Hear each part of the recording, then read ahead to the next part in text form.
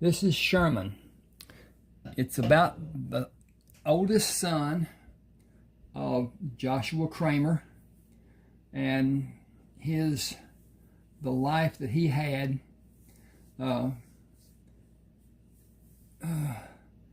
His mother had died, and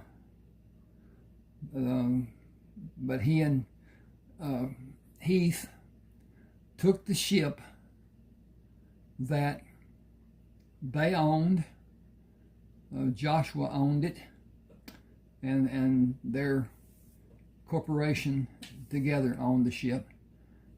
They went to Alabama on the Gulf, and went up to Houston, and then over to Alabama, over to Tampa Bay, Florida, down to Cuba, and up to Miami, and up the Florida coast, dropping off and picking up freight, and then went up to South Carolina, Charleston, and dropped off freight, almost the whole shipload, and picked up freight, going back to down the coast of Florida, and picked up another load of coffee in Cuba, took it to Mexico, and picked up freight. Didn't disperse the whole load at the first stop, and then continued down, went around the Yucatan Peninsula, and went into a port on the south side of the Yucatan Peninsula, and then down to a port where a man asked that they come to join him for a conversation, visit, and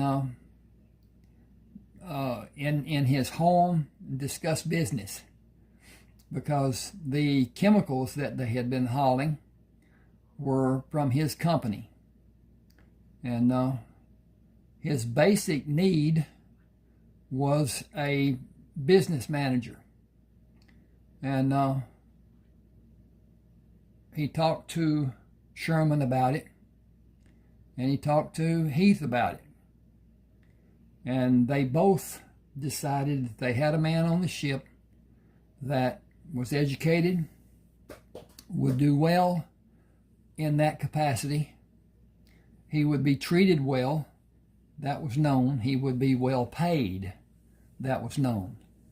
And when they spent the night, and the next day had new clothes, went back to the ship and told him what the circumstances were, and he agreed that that would work, because they were going to go up and down, up and down, up and down the coast of South America, and that would become tedious.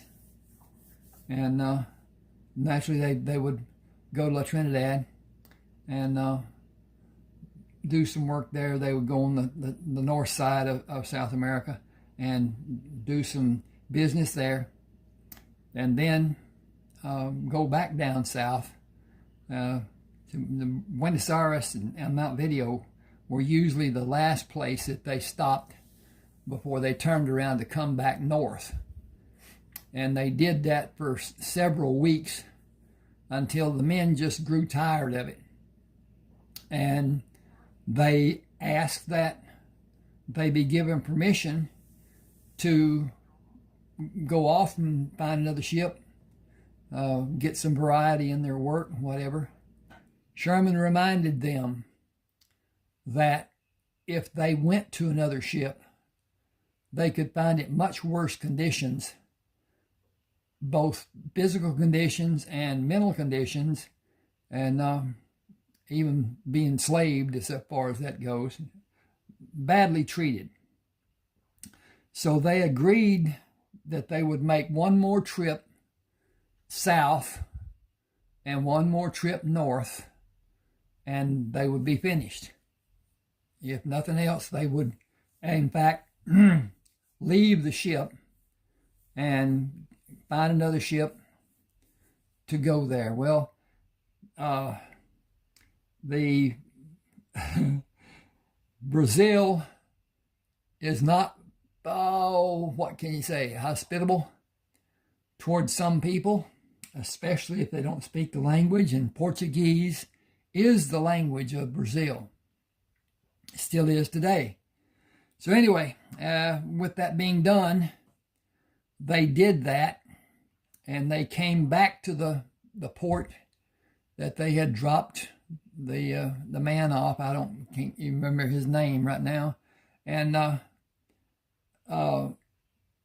went back to visit the man, and told him that they had fulfilled the contracts, and they would begin on their way, because they had to have a delivery date in Hawaii. And then they were supposed to come back from Hawaii to Central America and offload fruit, coconuts and whatever, not perishable, not bananas, pineapple, and then go up to San Diego and another port there in California before they went to San Francisco, and then crossed the bay to their home port. They got the man. They did the work going south. They went through the Strait of Magellan. They went up the coast of Chile and onto Central America, dropping off and blah, blah, blah, and then to San Diego, and from San Diego went to Hawaii. And they offloaded in Hawaii. It was so hot, they didn't want to stay there. They just wanted to unload and load and leave. 3 days out, they ran into a hurricane. And even in a ship that's self-propelled, not wind-propelled like that ship was, it's tough. And how he managed was to actually take a non-fluked, in other words, no barbs, just an anchor. And it had flukes on it, but they weren't the type that would grab and possibly break the chain. And it was a small chain. It was not like, if you've seen an anchor link, anchor chain on a aircraft carrier, you cannot imagine. One of those links is almost as big as a bus. Way, way bigger than the car. And the funny story is, some drunk sailor off the Kitty Hawk had sold the anchor to some natives, indigenous people or whatever. I don't even know what port they were in. And them little dudes was in a dinghy out there with a hacksaw trying to cut the chain. They barely even scraped anything. But anyway, they Kitty Hawk people took a water hose and drenched them with actually fresh water. Didn't want to hit them with salt water. And moved them off because they did not have the right to take the chain. I can't even imagine. One of those links would have sunk that dinghy had it just fallen into it. The anchor, it's unimaginable. it's unimaginable that people could be that eager.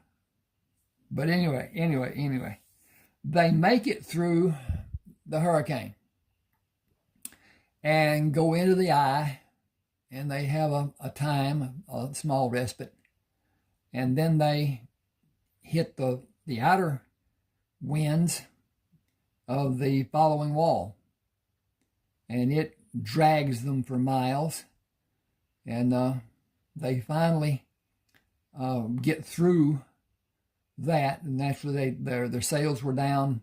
They were just at the mercy of that hurricane. And there aren't as often, there aren't hurricanes in the Pacific, not like they are in the Atlantic. And in the Atlantic, we'll have, I don't know, 10, 12, 14 hurricanes that come from Africa, and some build, some don't.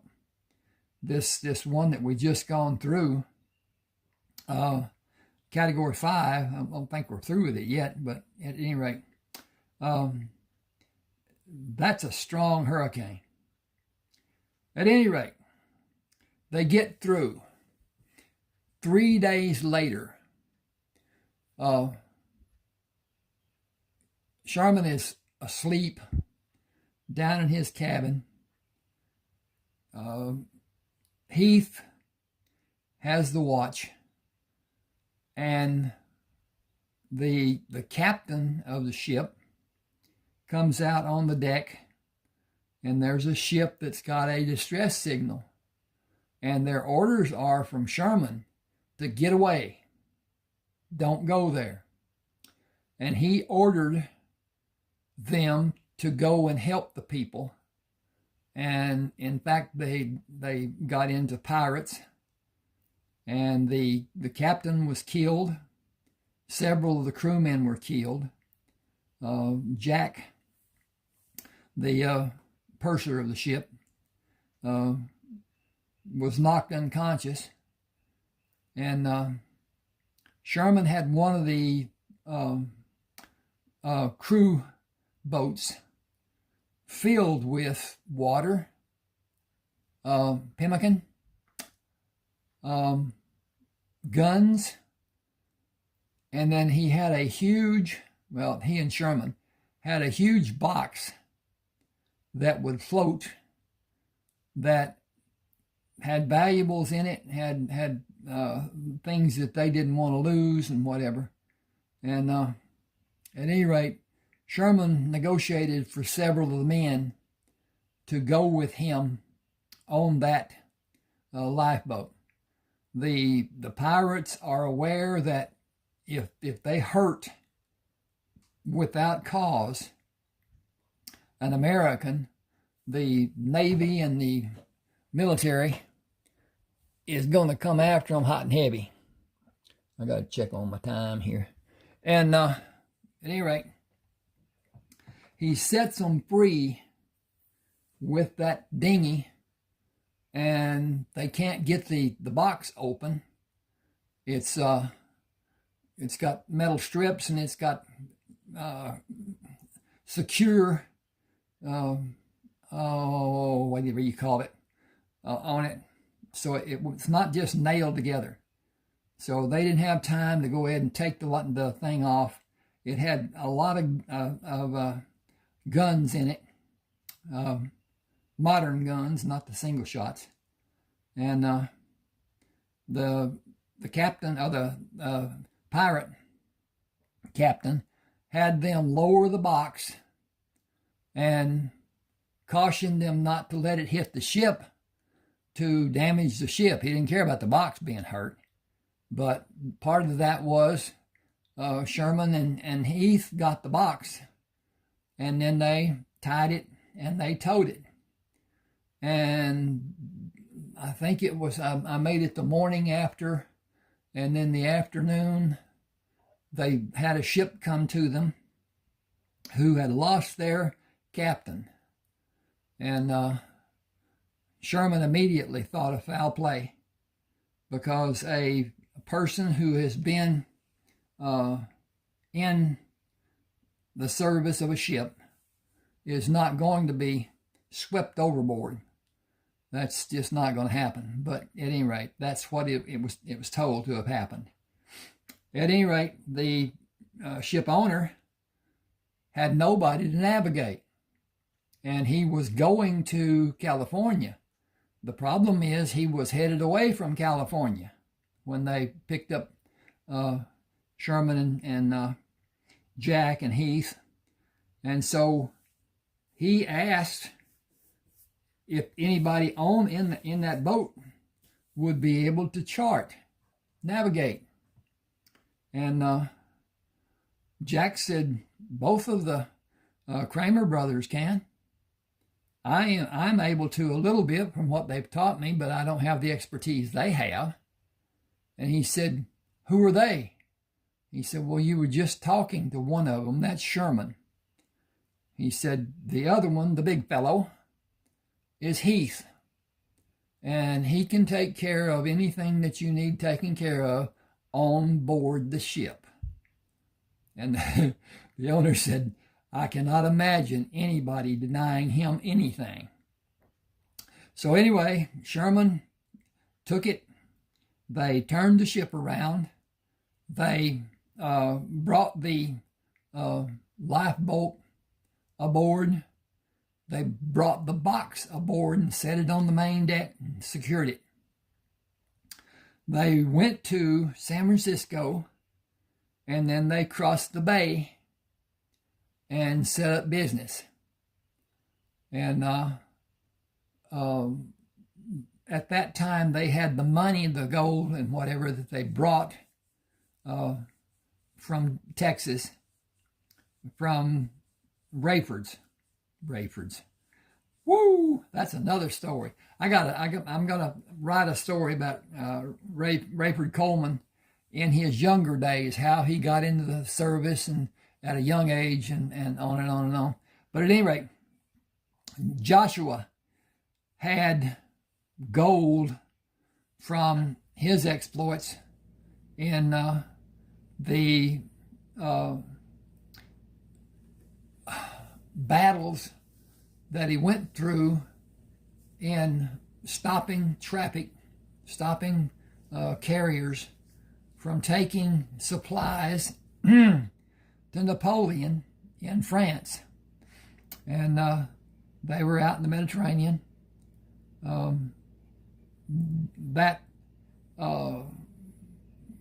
They would actually get prize, get the gold, get the treasures, get the whatever, and take it to a large island that was close to Gibraltar and the strait there.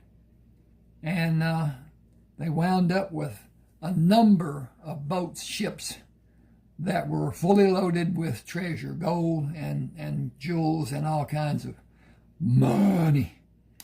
But anyway, we'll go back. Sherman met a guy who was a, what would you call it, all-around jack of all trades, knew how to do things, knew how to get things done and whatever. Jack was building a bank, and some Mexicans, now this is the time that California was still under Mexico, and it was not as stringent as it had been, but they were still governed by Mexico. At any rate, a group of Mexicans that weren't together, they were just friends, had been out on the American River, not knowing what river they were on, and found gold. And they broke off chunks, knocked the quartz off of it, and brought it in sacks to the bank. And Jack did not speak Spanish. He did the best he could. He took those 12 sacks, put them on a table, wrote the name of the person who owned them on each sack, and covered the sack with a canvas, covered the sacks with a canvas. Well, when Sherman came, he told him what he had. And Sherman looked at it, and he said, well, you have to test it, but this is gold. I'd bet my life on it. And Jack said, well, I've got another deal for you. A girl brought a land grant deed from Mexico, and she wanted money, and I gave her $20. And you can take it and pay me the $20, or you can let me have it, and I'll pay the $20 to the bank. Already paid her from the bank. And they had the Mexicans take them to where they found the gold. And it was on the riverbank. There were more than one place that they found the gold. Each of them, to some degree, had located what would be on the west bank of the American River. Now, up that river is where the original, what they call the original gold find happened. But anyway, this is fiction. Remember this is fiction. It's how it might have happened. And you can go with it. I enjoyed the heck out of writing Sherman. Now, at any rate, I'm not going to go into all of it. They started a business of drayage, taking freight from their home port that they had ships come in, and took it up to Sacramento. And they bought a building and were using it for warehousing, and got into gold mining. And it was just a matter of take a pick and pop out the gold, and dig the dirt back and pop out the gold. And they actually found aluminum, which is a gold-silver mix. And they didn't want it in with the gold because that would lessen the assay value of the gold. So they kept it separated. And a man wanted to make jewelry from it, and actually paid them more than what he would have paid for the gold. And he was very happy with it. But anyway, it left America. Most of the gold that was mined originally, and it didn't last long. They cleaned it up pretty quick. And